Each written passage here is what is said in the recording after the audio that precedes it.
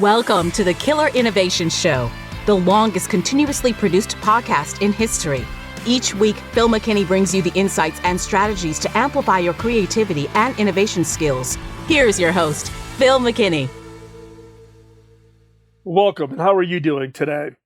As a CEO, one of the things that I've been focused on for the last year has been working on strategies to address burnout.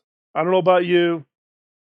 Look, it's been a strange year with COVID, and burnout has been a constant concern. People are getting holed up in their houses, working all kinds of longer, crazy hours.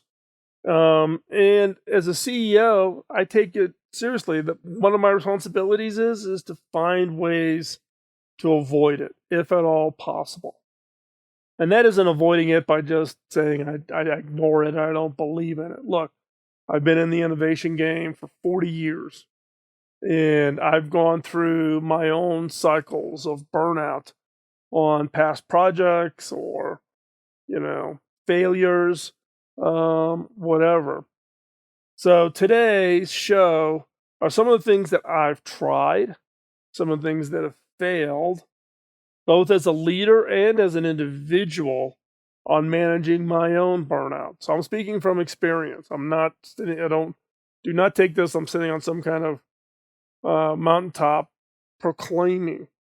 I've been in those positions where I've just run out of energy. The stress has just gotten to me, and I am just face down in the dirt. Total collapse from burnout. And look, as innovators, we are especially prone to burnout because there's an expectation that we can always be on, that we can tap into that magic creativity we have.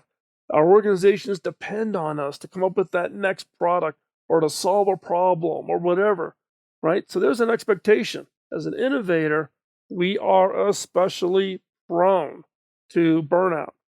So this week's show, we're going to look specifically at how to avoid innovation burnout. How to avoid innovation burnout. And we're going to look at it in a couple different ways. But before we jump into today's segment, can you please like, follow, and share today's episode with someone who you think could benefit from hearing about this? Today's show is especially about helping people either in burnout today or who run the risk of burnout, or leaders who need to be aware of how the role they play in avoiding burnout within their organization. So please like, follow, and share. Share this show with someone you think could benefit. With that, let's jump in to this week's episode.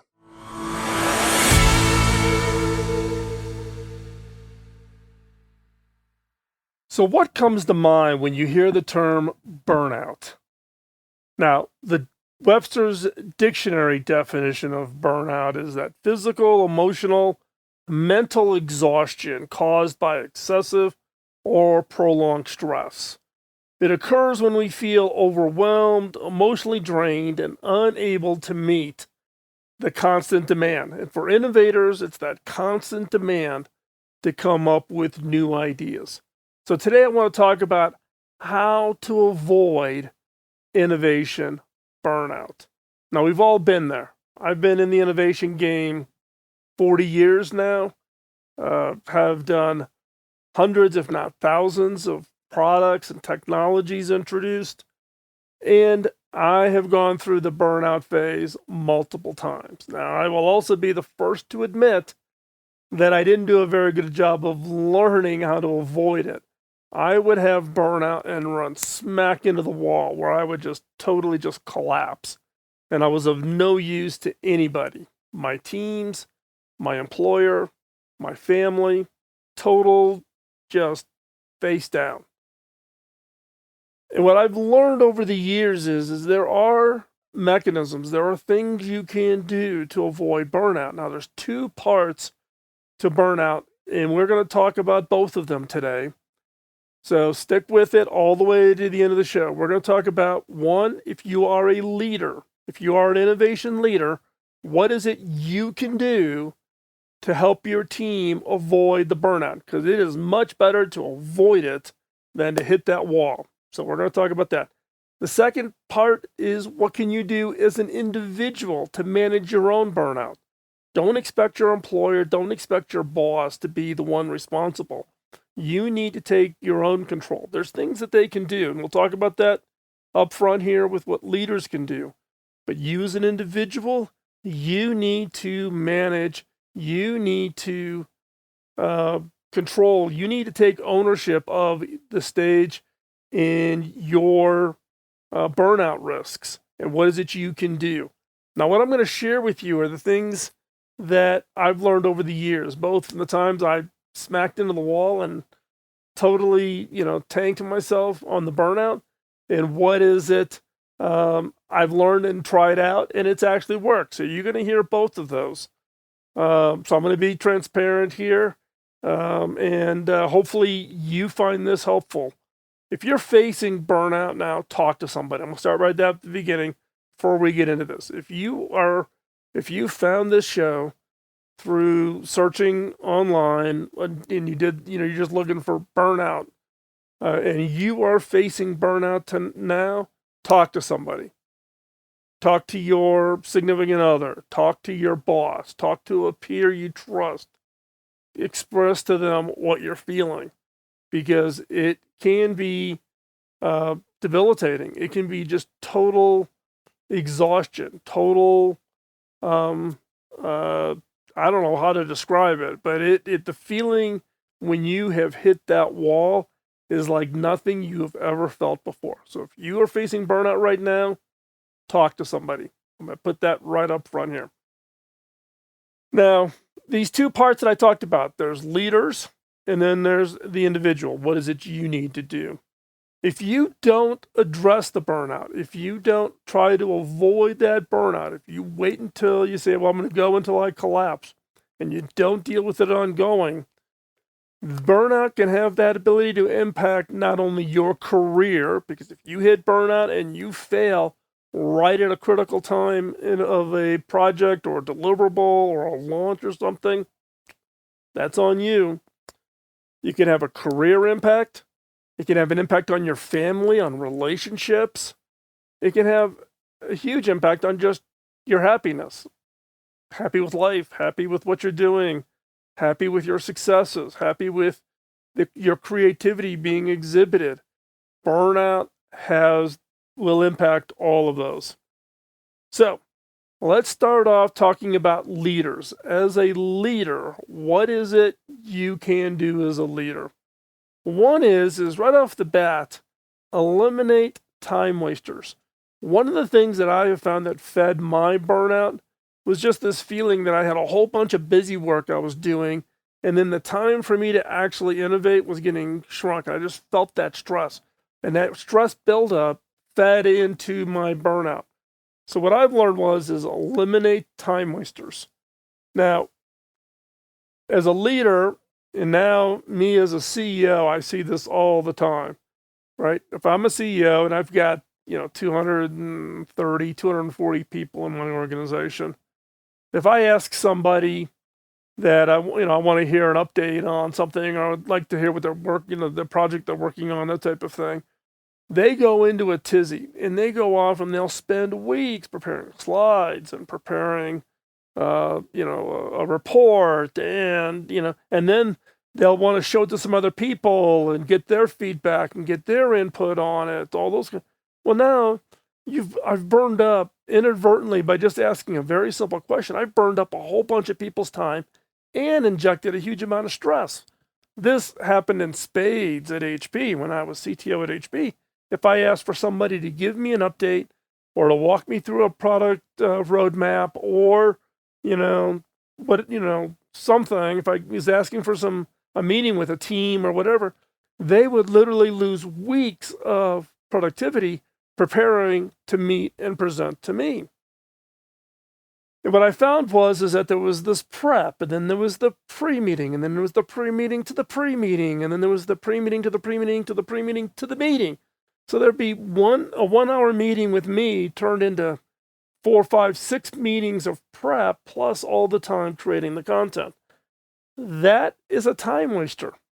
It's a time waster. Now you're saying, how do I get updated as a leader? I actually now have pretty much instilled inside the organization is when you come in, if I've asked to have a conversation with you, it's to have a conversation. You're not allowed to bring prepared slides. I'm not looking for a handout that you're going to hand. We're going to sit across the table and we're going to have just a conversation. You're not being interviewed. It's not a performance review. It's simply a conversation. So I'm trying to change the dynamic, trying to get rid of those time wasters and what the impact is. And there's other time wasters. How many meetings do you have in a given week? All the things that aren't related directly to the innovator's work can be viewed as time wasters. Be diligent. Get them off your people's plates. Give them some breathing room. Give them some space. Rather than having a meeting every week at 10 o'clock, that's a forcing function that is stressful versus freeing up as much of time as possible for them to be able to work on their projects, work on their efforts, collaborate, etc. That will be a huge relief for potential burnout. The other is priorities. Be clear in setting priorities. People need to understand, I'm being asked to do this. Let me look at all the priorities that I've got. Is this a higher priority or is this a lower priority? And if it's a higher priority, then I slot it in. If it's a lower priority, it's fallen off the bottom. And they can tell people, look, I can only do 5 things. You've got number 6. Based on what I've been given as the priorities, you're number 6. Sorry, I just don't have the bandwidth right now to work on it. I might be able to work on it in a month or 2 weeks or whatever, but I can't work on it right now. And that's hard for people. People want to be able to say yes to everything. And this is a little bit of a change in how do you have to manage your culture so that people don't get looked upon negatively if they say no, and that people feel empowered to say no. And for us, and the way I do it as a CEO is we are big believers in OKRs, objectives and key results. If you're not familiar with the OKR structure, go out to Google, search for OKR. Andy Grove at Intel kind of formalized this concept of OKRs. There's been a whole bunch of books printed on it. There's OKR tools, etc. Take a look at it. It allows you to clearly define the objectives and the key results for the organization, and that is important. So again, priorities. Priorities give people kind of the guardrails. They know what they have to do. They kind of know what's important and what's important in priority order, so they know what they've got to focus on. Third area for leaders is to encourage, and in some cases, force downtime. Force downtime. People don't take vacations, particularly here in North America. We get so many weeks vacation. Most people do not take their vacation. Europe, on the other hand, people tend to take their vacations. They take their 1 month, in the summer, those types of things. And I think they've got it right. Because if you don't get away, if you don't take that break, your brain never gets to recharge. Your body never gets to recharge. You never get to recover. The stress depletes your energy, takes your energy and puts it in other areas.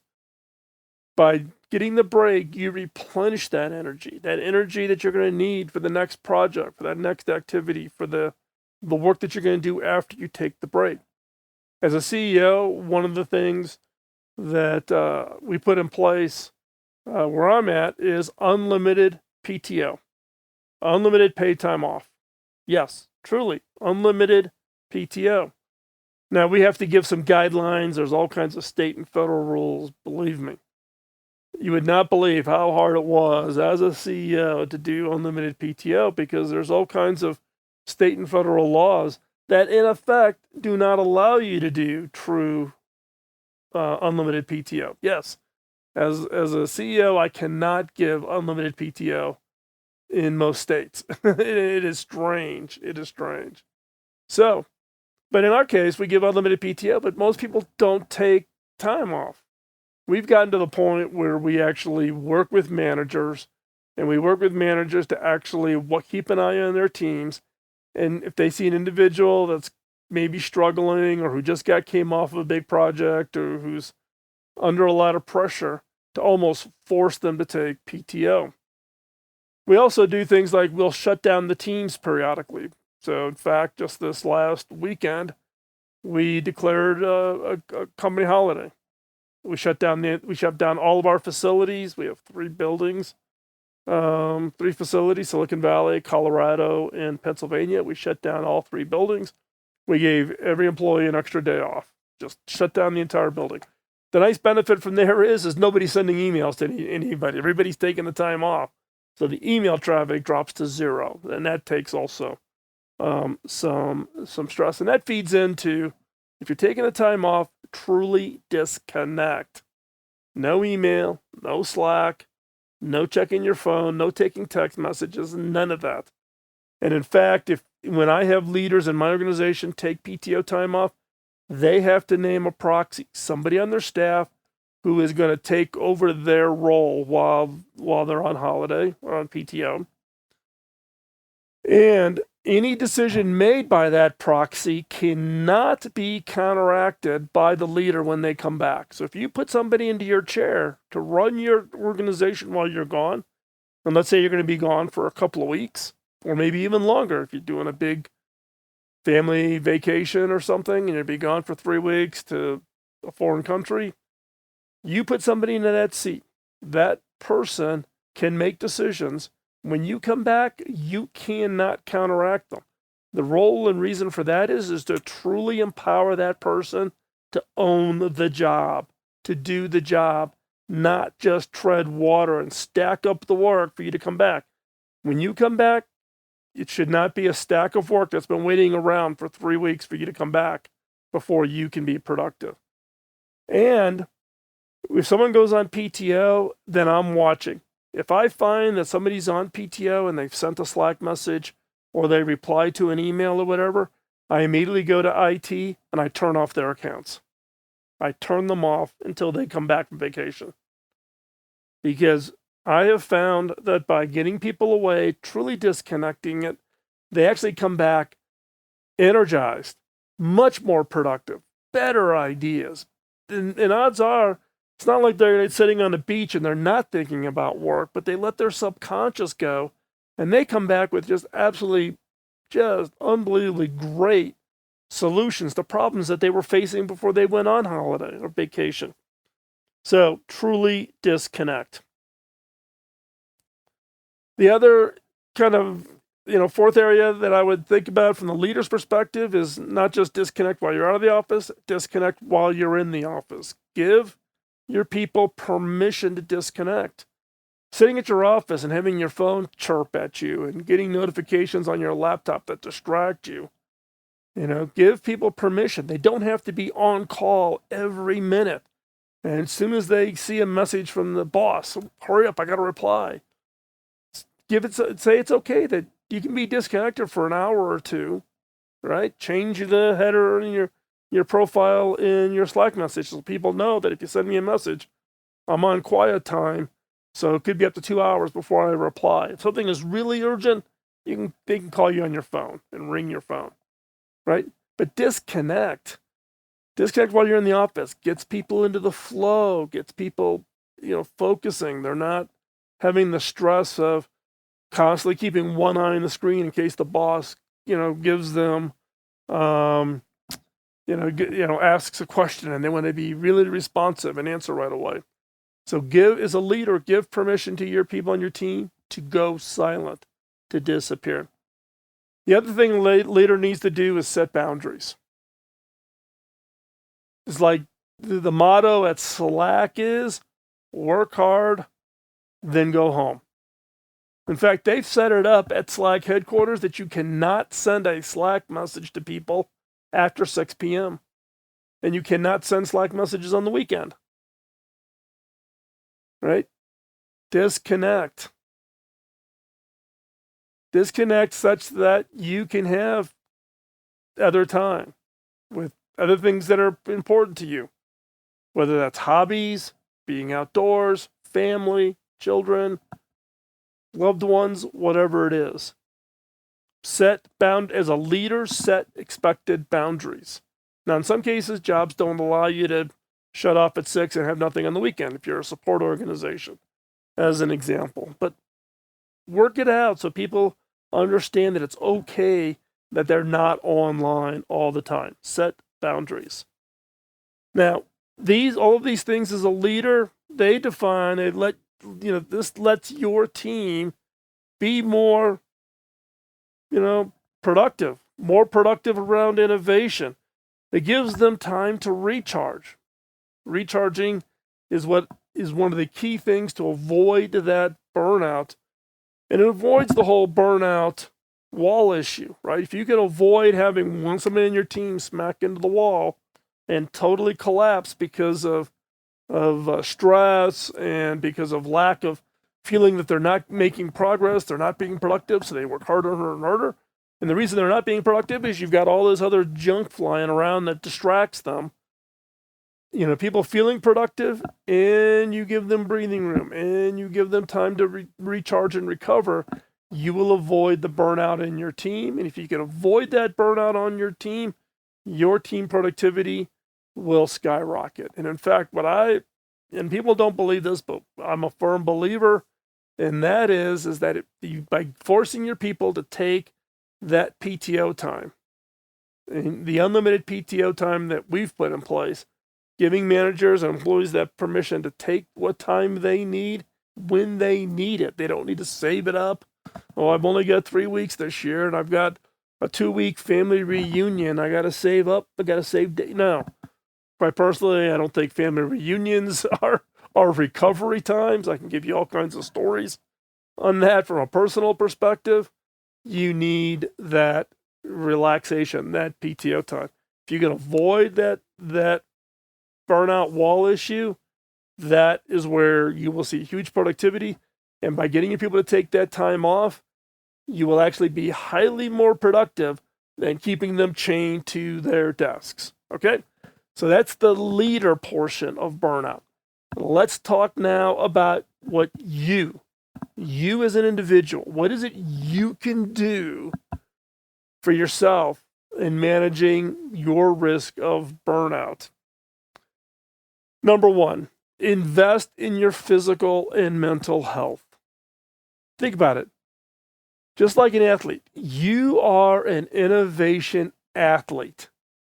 You are expected to perform at a very high level. You are expected by your organization or by yourself having a self-expectation to be able to tap that creativity, to tap that human ingenuity, to come up with great ideas, to come up with innovations that are going to transform people's lives, transform your organization, be the next, billion-dollar product or service. You are an innovation athlete. So if you are an innovation athlete, investing in your health, both your physical and mental health, is critical. Athletes, they exercise, they get out, they practice what they do, they exercise their physical body, they find that keeping in shape is critically important.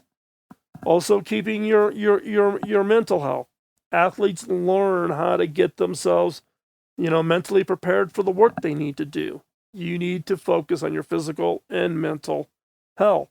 So that includes being things about what is it you eat, your exercise, self-time, where you can just focus on something else to allow you to recharge, but also to feed your curiosity. It might be something totally unrelated to work.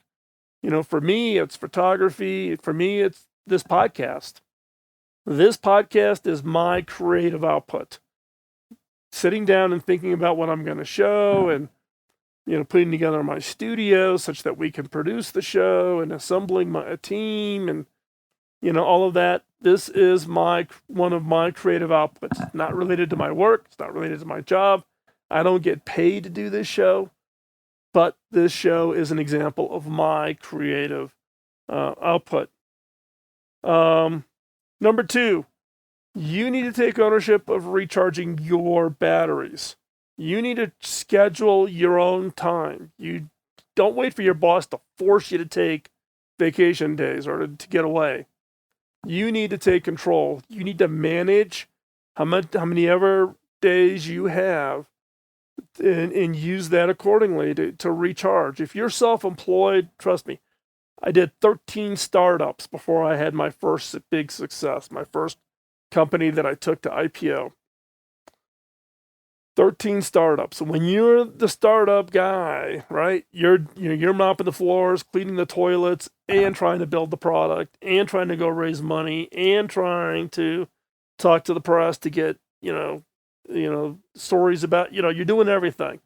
And you're thinking, oh my God, I got to work 7 days a week. I got to work 18-hour days, and I've got to do this for 3 years before I get to success.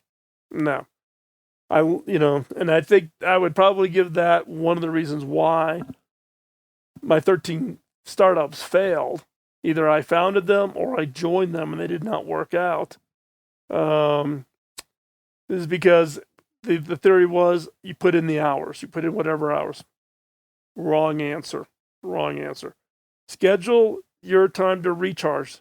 And that includes a little bit of time every day, a little bit of time every week, a little bit of time every month, sometime every quarter, and something maybe a little bit longer once a year where you just kind of like totally go away. Leave all your electronics at home and go camp up in the Rocky Mountains, which is what's right behind me in the video if you're watching the video today. Disconnect, right? This social media thing is stressful. You're getting beeps, alerts, you're reading news, you don't agree with the news, you agree with that person, you don't agree with that person, arguments of flaring, no. Disconnect. Take a deep breath. Go away. That is part of what you can do to recharge. And if you're struggling, share your struggles with your leaders. Don't be afraid to say, hey, I'm kind of burning out, or I've got too many distractions, or, I've got, too much on my plate. I can't get what I need to get done because I've got to do meetings and all those kinds of things. You're not alone, right? And in fact, if you're feeling it, I would bet that other people on your team are also feeling it, or other people within your organization are also feeling it. And if that's the case, a good leader can step in and recognize that, hey, maybe we're at a stage here. We need to think about making some changes to address the risk of burnout across the entire team. So speak up. Be an inspiration to others by being willing to point out your own issues, like saying, hey, I'm getting burned out here. I got something's not. We got to change something here for me. Be willing to speak up. Last item, what you can do for individuals is find a community of peers. Find fellow innovators. That's important. They've been there. They've been through it. All of us that are innovators, we have been through the burnout. For me, I particularly have to be careful of not so much in the middle of the project. I can kind of muscle through. But when an innovation, like a product that I've developed, launches, I go right into the trough. I mean, I am nose down, flat out, face down. That's it. I'm done. Because I put it all on the field while I'm building that product or launching it, that new service. But once it launches and it's in the market, I am face down. I am checked out. So we've all been through it, and we all kind of know how each of us handles it. And as a result of that, you need to find a group of other innovators. Innovators that you can share your own. Hey, I'm really running into this burnout situation, and that you can also contribute to. Somebody else, maybe a younger, newer innovator, college student, an intern. You can kind of coach them saying, look, you're going to run into this burnout. Manage it ahead of time so you don't totally crash in the process. One community I would, if you're not familiar with finding an innovation community, and there's a lot of them all around the world, but if you're looking for one that's online, that is a global community, check out the Innovators community. That's the innovators.community. It's made up of everything from chief innovation officers from Fortune 1000, Global 1000 companies, all the way down to college students who are interested in innovation. It's a great community where you can share, you can ask for advice, you can identify people who maybe have more experience than you, or you can reach out and help somebody that maybe is, newer into the game. But check that out, the Innovators dot community. Now, what I've been talking about here is how to avoid innovation burnout. The key word is avoid. Avoid. You will be much better off if you take these practices, put them in place, not just think about them and, wow, that was an interesting thing to film in. No, do it. Do it. Actually apply it. Actually manage your time. If you're a leader, get rid of the distractions. Give your people breathing room. Give them permission. A lot of employees have come up through the ranks thinking that we're still, stuck in the 1990s management style where I've got to be there at 8:30. I can't leave before 5. I get my 3 weeks vacation, right? If you're a leader, give your people that permission to manage that burnout, to get that breathing room, to disconnect, to have that personal time, recharge their creativity, recharge their innovation, and you will have a one happier organization, but two, you'll also have a highly more productive. And as an individual, don't expect the organization or your boss to manage your risk of burnout. That is your responsibility. You need to make sure that as an innovation athlete, you are in the best possible shape to generate the best ideas that will go out there and change the world.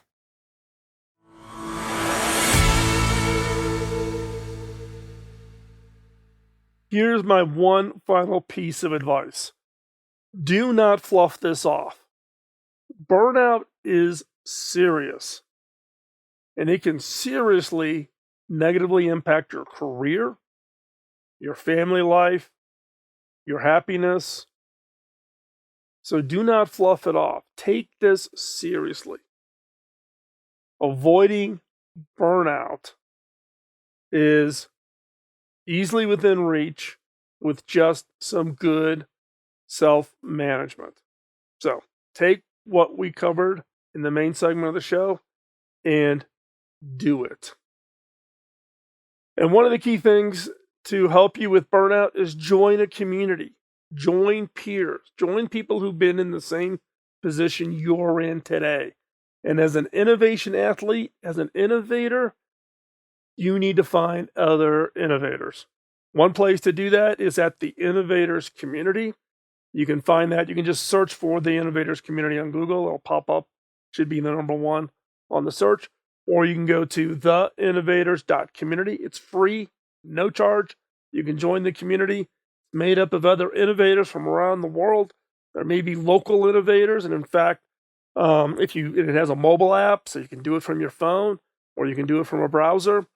And it'll actually tell you when you're near other people who are part of the community, so you never know. And you go back to traveling, you might be traveling in a city or a location from somebody who's actually part of the community in that city, and maybe you get together for dinner and talk innovation, whatever. But find peers, find people that you can talk to. So join the community. The one ask that I have for you, and I ask this every week, and I'll ask it again this week, is help me pay it forward. Help me pay it forward.